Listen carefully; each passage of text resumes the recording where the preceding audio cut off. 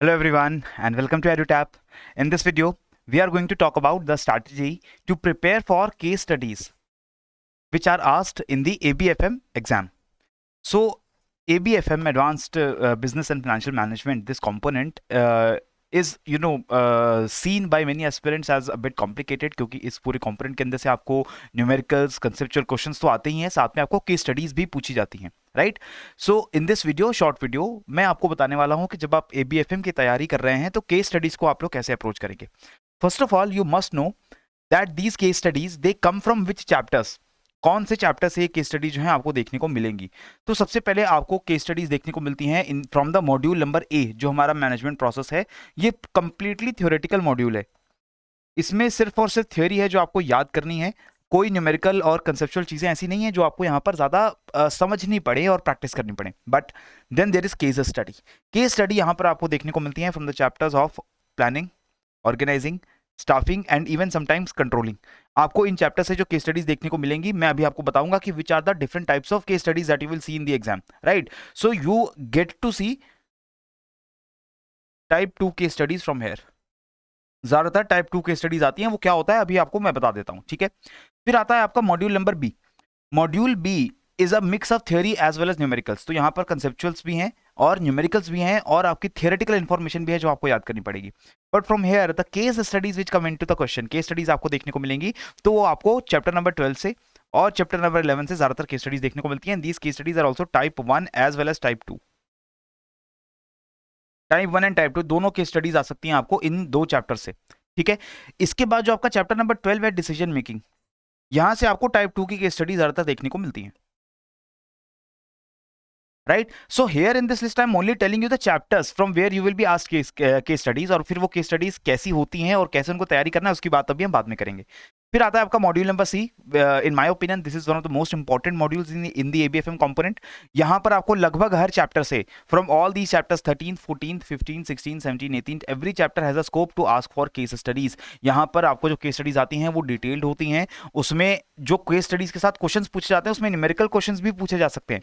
तो they give you a paragraph in which all the information is given regarding the scenario.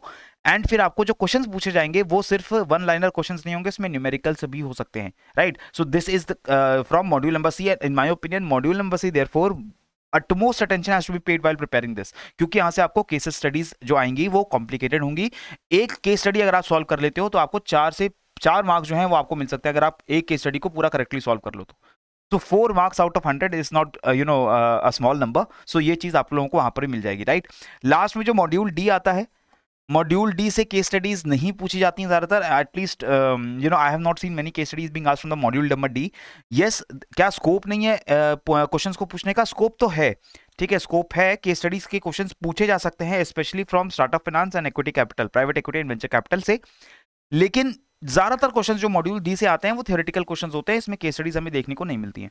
तो in a nutshell the case studies, more importantly the most difficult ones, they will be coming from module number C and then module A.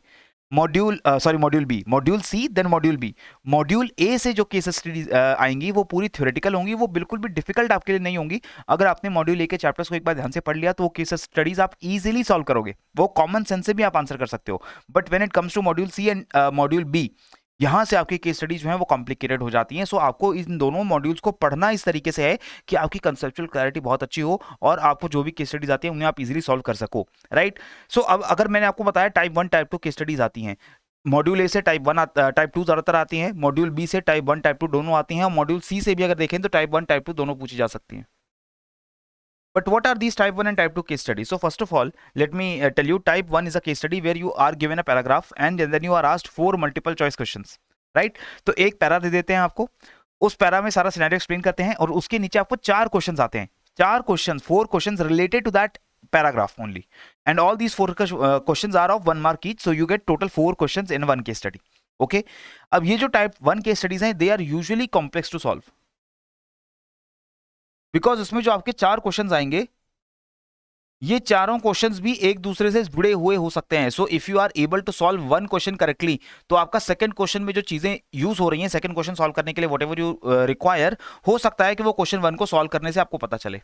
So these kinds of case studies they become complicated because if you are not able to solve one first question तो आपके बाकी question solve करने मुश्किल हो जाते हैं। तो हर question अलग नहीं है कि आप सब ऐसा हो सकता है कि आपने फर्स्ट सेकंड थर्ड क्वेश्चन आप सॉल्व नहीं कर पाए और चौथा सॉल्व हो गया, तो ये बहुत कम होता है। यूजुअली जब आप एक क्वेश्चन सॉल्व अगर कर लेते हो correctly, then solving all the other questions will become very easy. But अगर ऐसा हो गया कि आप एक क्वेश्चन भी नहीं सॉल्व कर पाए उसमें ढंग से या अच्छे से करेक्टली नहीं सॉल्व कर पाए, तो आपको कोई भी क्वेश्चन आप उसमें से सॉल्व नहीं कर पाओगे, ठीक है। तो ये भी एक दिक्कत हो जाती है इसके अंदर, because these 4 questions are also sometimes related to each other. अगर ये चारों क्वेश्चंस एक दूसरे से रिलेटेड नहीं है और सिर्फ उस पैराग्राफ से रिलेटेड है, तब तो हो सकता है कि you can answer these 4 question separately. But if these questions, for example कि आपका क्वेश्चन नंबर 1 था, उसमें जो उसने आंसर आपसे पूछा, that value then will be used in the question number 2, right, और the value that is calculated in question number 2 that will be used in question number 3। तो इस वजह से आपके चारों क्वेश्चंस अगर आपको सॉल्व करने हैं, तो वो या तो चारों सॉल्व होंगे या तो कोई सॉल्व नहीं होगा, राइट। फिर आती है टाइप 2। टाइप 2 के स्टडीज में there is a paragraph given just like the type 1। The paragraph is relatively shorter as compare to type 1 and the question asked is only single question related to that paragraph, और वो 1 number का question होता है। तो आपकी जो type 1 की study है, अगर हम इसको टोटल देखें तो 4 नंबर की हो जाती है, because there are 4 different questions and but here in the type 2 there is only 1 question of 1 mark, right. So यहाँ पर ऐसा कॉम्प्लिकेशन नहीं है कि अगर आपने पैराग्राफ पढ़ा तो आप उस क्वेश्चन को ही आंसर, एक ही क्वेश्चन आपको आंसर करना तो इजीली कर सकते हो। लेकिन इसमें दिक्कत ये आती है कि because there are many type 2 case studies, type 1 case studies से कम आएंगी क्योंकि आपके 4-4 क्वेश्चन इसमें आते हैं, लेकिन टाइप 2 के स्टडीज एक से ज्यादा आपको एग्जाम में आ जाती हैं, तो उसको बार बार पैराग्राफ पढ़ना और फिर क्वेश्चन को आंसर करना, इसमें आपका टाइम जो है वो ज्यादा यूज होता है। In the type 1 you read the paragraph only once and then you can solve the all the 4 questions, right. तो उतने ही टाइम में आपके 4 क्वेश्चन सॉल्व हो रहे हैं। यहां पर आपको पैराग्राफ पढ़ने में जितना टाइम लगता है, उसके बाद आपको एक क्वेश्चन सॉल्व करना पड़ेगा, और अगर आपको 4 क्वेश्चन सॉल्व करने हैं तो you will have to read 4 paragraphs, right? So that is why some time taken to solve type 2 case studies, it might be a bit more than the time taken for type 1 case studies. Okay, now how to prepare for them? The best and the only method in my opinion is to practice. आपको practice करने की जरूरत है case studies को। इसमें आपको mock test देने पड़ेंगे, प्रैक्टिस मॉक्स आपको देने पड़ेंगे from any reputed institution, good institution. You should access a test series, and in that test series whatever are the case studies based question given, उनको आपको ध्यान से पढ़ करके सॉल्व करना पड़ेगा। ये सिर्फ YouTube पे वीडियोस देखने से हो जाएगा क्या? नहीं हो पाएगा। थोड़ा सा मुश्किल इसलिए होगा because on the YouTube if a teacher is solving a case study and you are just watching the teacher, वहां पर आपको टीचर को देखते हुए सब चीजें समझ आ रही हैं, that is okay.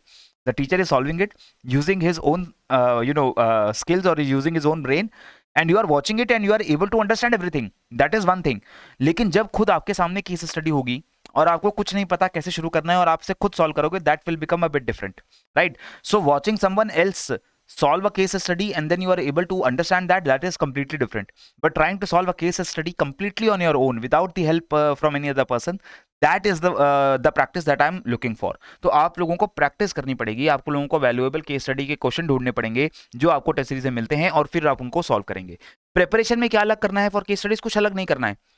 In the preparation part you have to just make sure that you focus in module A, B and C on the important chapters and you try to get a conceptual understanding, not just try to ratify the things। सिर्फ चीजों को याद करने पे focus नहीं करना है। Case studies में कैसे चीजें होती हैं, how the concepts they happen, what are the rules you have to follow, you have to understand all of those so that you can apply them in a new scenario and you can apply them in a new context। तभी जाकर आपकी case study जो है वो solve होती है। Clear है? अगर आप वो टॉपिक्स देखना चाहते हैं जो ज्यादा इंपॉर्टेंट है आपके एग्जाम के लिए, तो आप ये नीचे बैनर देख रहे हैं। इस बैनर में आपको दिखाई दे रहा है कि we have made a very important guide book where we have detailed all the important topics from all the 4 components of the ABFM, AFM, BRBL and every other component, right, in the CIB examination. तो वो अगर guide book आप download करना चाहते हैं, free of cost है, बिल्कुल free है। नीचे डिस्क्रिप्शन बॉक्स में लिंक दिया हुआ है, उसमें जाकर के आप क्लिक करें और वो गाइड बुक डाउनलोड कर लीजिए, और वहां से you can find out the topics that you have to prepare for the CIB examination. Okay, so this is the entire video that I had to share with you. If you really enjoyed the content of the video, please do like the video and also subscribe to our YouTube channel, क्योंकि ऐसा ही और free content हम आपके लिए लगातार cab और जैब दोनों examination जुड़ा हुआ लाते रहते हैं। उसका फायदा उठाने के लिए आप हमें सब्सक्राइब कर सकते हैं, ठीक है। तो इसी के साथ मुझे दीजिए इजाजत। पढ़ते रहिए, बढ़ते रहिए। जय हिंद एंड जय भारत।